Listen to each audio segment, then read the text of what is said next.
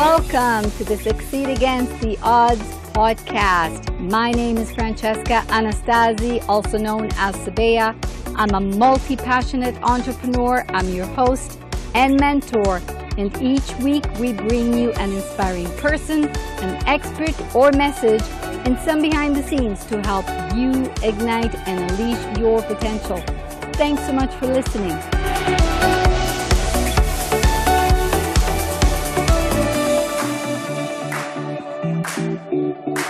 Today, as my guest, I have all the way from Spain, Masha Malka. Welcome to the show.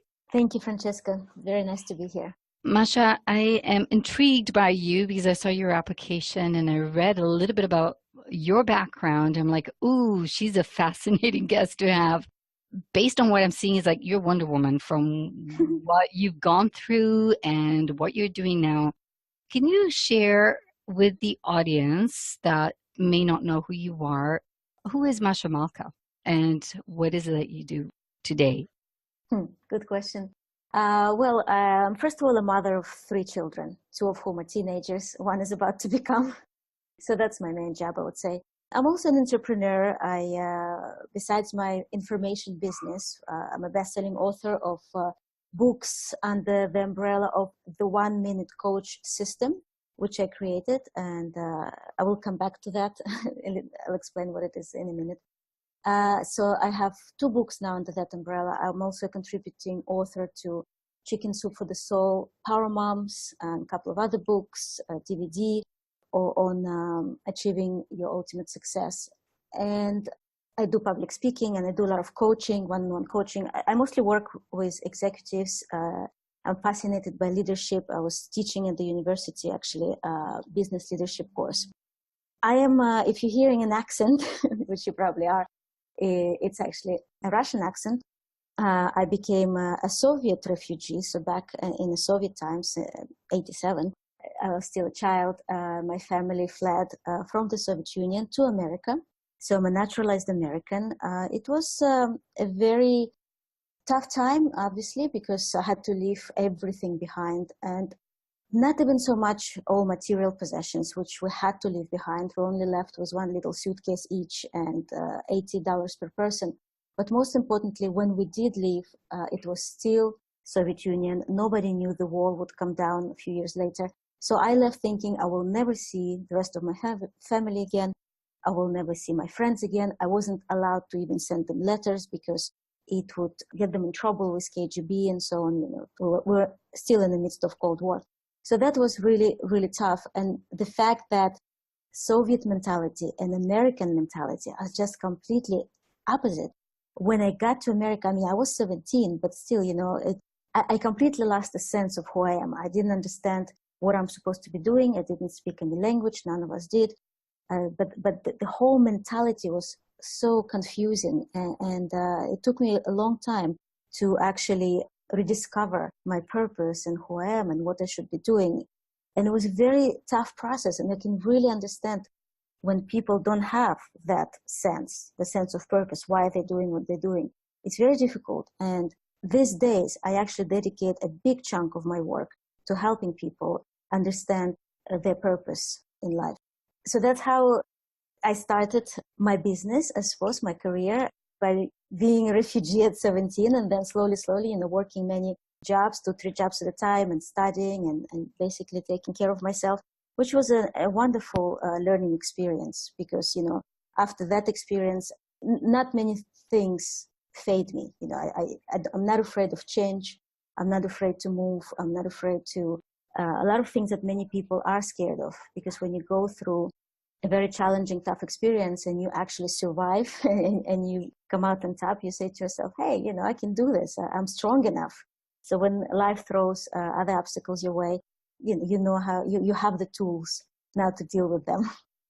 Well, I mean, that's quite the transition. I'm European myself, and I've moved to Canada a couple times. I've moved to the U.S. I've lived in the U.S. I've lived in Canada. So I somewhat identify with the challenge of, you know, the culture shock where things are not the same as what you're used to.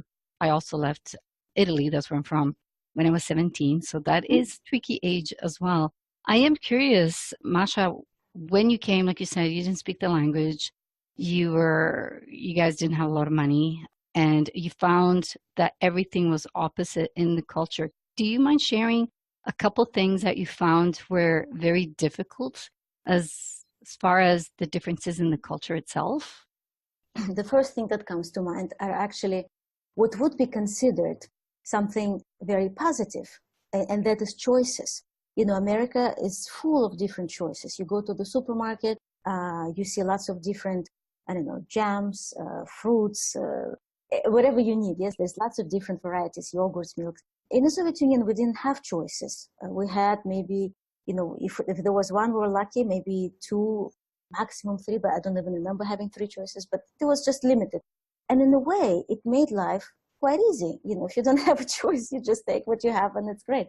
It was very difficult to adapt to all the choices. I was really frustrated, even just going shopping, you know, standing there for hours trying to choose. I remember specifically jam. My mom sent me to buy some jam, and it took me forever because I had no idea which one to buy. There were too many. So sometimes things that, you know, they're supposed to be really positive. Obviously now I appreciate choices, but at the time of that transition, that was frustrating. Yeah, I can understand. Even I get frustrated even right now when we have, like, even if I have to go shop and find something new and I'm trying to look, okay, which brand do I want? You're right. Mhm. Sometimes too many choices makes life challenging and it's a waste of time. Now, moving on, can you just share about the transition? Like, I get it. You went through tough times and then you went through, having to learn the language, having to adapt. The Yeah. actual transition from when you came to your first job. What was your first job in the US? Obviously, it wasn't coaching, I don't think. So, what was the transition from coming into North America, not speaking the language, getting that first job, and then what was the progression? How'd you get step by step to where you are? Well, I had to support myself from the very beginning because my parents had to survive themselves, and I have a brother who's younger than me, so they had to look after him. So I got a job. Actually, I was the first in the family to get a job, like the same month almost I got there because I went to college, and I got this work study was a program where you studying, but you're also working in the facility of the college, and I was working at the audiovisual department. I remember I was getting $2.75. That was per hour, per hour. Yeah, that was my first salary. Yeah, so audiovisual department, connecting, the audiovisual equipment, rolling it to classrooms and so on. But that was my first job. Didn't need to speak the language very much. Just know the number of the classroom and go and connect it. Then I got the job taking post, a mail, around one of the companies. I worked, to be honest, the first maybe 5 years or so, it will be easier for me to tell you where I did not work. Everything I could do, I was doing, from some modeling or some like extras in movie sets. They were my favorite jobs. I was a dancer as well, so I worked as a dancer while I was studying as well. So I did all kinds of jobs just to put myself through university, and I graduated from the university with highest honors actually, majoring in elementary education and teaching English as a second language. And I mainly chose that. I remember I told you I was missing the sense of purpose, so I really had no idea what to study. So I chose that particular major because I really wanted to travel. That was, one of my goals in life. So I thought no matter where I go, I can always find a job as a teacher. So that was my reason for choosing that major. And to be honest, I graduated. I remember very well. I graduated the 4th of May, and the 6th of May, I was already in Europe. Graduated and I left. Wow. So now you coach and you help people. You help mainly executives, you mentioned. And with the knowledge you have today and all the tools you have today, if you were to talk to yourself, the 17-year-old yourself, going through what she was going through, what would you recommend, suggest? What advice would you give her? Nobody ever asked me that question. This is actually a brilliant question. I'm going to start by saying that I'm very, very fortunate to have this innate, inborn, I would say, yes, ability to always see a good in everything. And, life always throws challenges. I think every single one of us can come up with a whole list of things that we deal with. And I always had that ability to see the good in anything that happened. even in that situation, I just have this, positive outlook on life. So that's something I don't have to tell myself now. I did that anyway. And I think it's extremely important. What I would say to myself, okay, let me think. I would say, I was not a spiritual person then. I am very spiritual now. And that is something that would have helped me so much if at the time of transition, having that faith, knowing that everything happens for the better and everything happens as it should and miracles happen. And that's something that I learned throughout the years, that I would tell my 17-year-old me to get exposed to spirituality more. And the reason I wasn't is because I grew up in an atheist country. Soviet Union was an atheist country. Religion was against the law. So we were not exposed to anything like that. And I learned all that later. And I had a very traumatic experience that actually helped me become spiritual. I had an out-of-body experience, and that was quite shocking for me at the time because I didn't know what happened. But then I learned. So that, to answer your question, I would teach myself to be more spiritual, to meditate, to trust into the flow, and not to try and control everything to the point that I did. Now you work with executives. Can you tell us a bit more about the companies that you work with? Actually, I've been teaching this program that I designed back in 2003. I designed this program, and I called it A Year at a Glance. And it's still very effective. I've trained hundreds of executives and company teams using that program, and it helps you create this really clear understanding as to what exactly you want to achieve in the next 12 months, in a year. And it is based on what I call the foundation in life. It is your understanding, the clarity of your overall purpose, your long-term vision, so about 5 years, and your core values, because your core values, they navigate your decision-making process, which is also, very important to understand. So based on those 3 things, I then help you identify, and there's a 10-step process to actually finally getting to those specific goals, and goals are very balanced.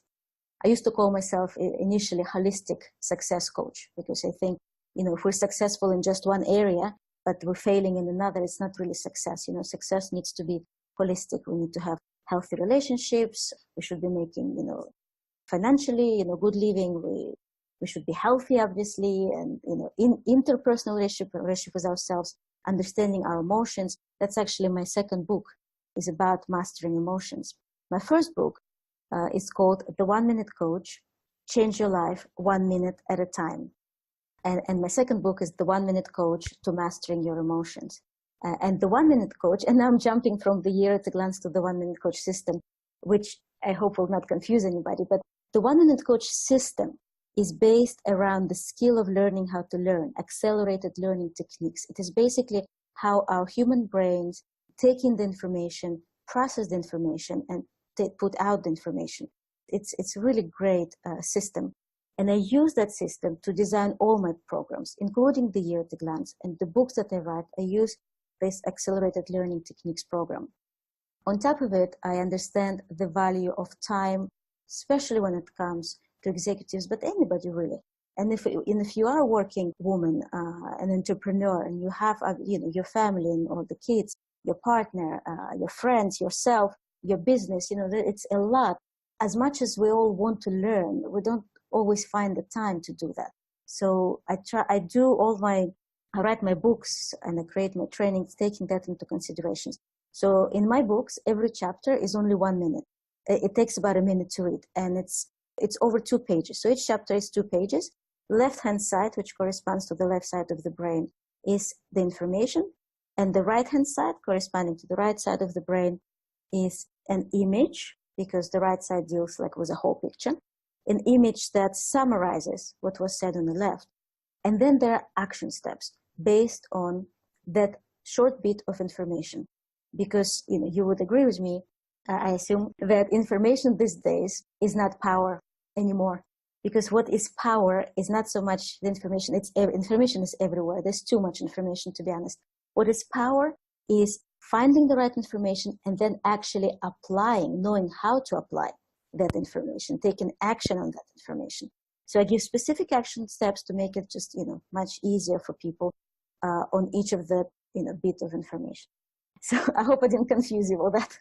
Not at all. You actually, you just actually covered exactly what I was gonna say. I was gonna say, it sounds brilliant. What I get from what you're saying is that you're pretty much applying the method with this book so that everybody can understand it, because we all learn different ways. Some of us need to see a picture, some of us need to read it, some of us have to physically write things down. And you're absolutely right on. Like, you can have all the information in the world. If you don't implement, it's useless. If you don't put it to use, what good is it, right? So absolutely love it. What would you like to see Masha do in the future? Because you've accomplished a lot. Mm-hmm. This is something I learned in the last few years, and I'm just so glad that I learned that. I used to be a planner. I used to plan everything, to write my goals, to specifically, and try to control when everything will happen and how it will happen. And this uses actually a lot of male energy. I mean, now I'm studying a lot, the difference between male and female energies and how they interact with each other, and how female energy is extremely powerful if you know how to use it. This is going to be the topic of my next book, actually. So I've learned to go with the flow. It's the greatest thing that happened to me, I tell you. Just letting go of that control, letting go of this overly, like, too much sense of responsibility. My upper back used to hurt all the time, because the connection here is that and our bodies respond to our emotions.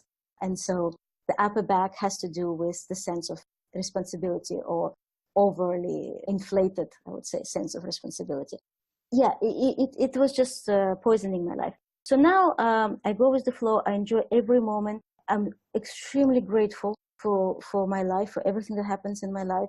I say that constantly. I go out, I looked at the sky, I looked at the sea. I live in a beautiful place, actually, right on the Mediterranean, and I go for walks every day. And it's the most incredible feeling, just appreciating every moment of my life. And so I'm telling you all this because me in the future is exactly the same as I am now, just maybe, new experiences. Life is all about experiences, and I love experiences. I love meeting new people.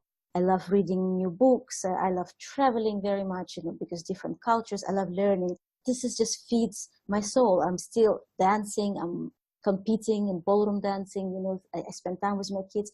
So basically, I just want to enjoy life to the fullest, doing what I love, exactly as I'm doing now, just, the same, and keep appreciating every moment as I do. So go with the flow. Yes, go with the flow.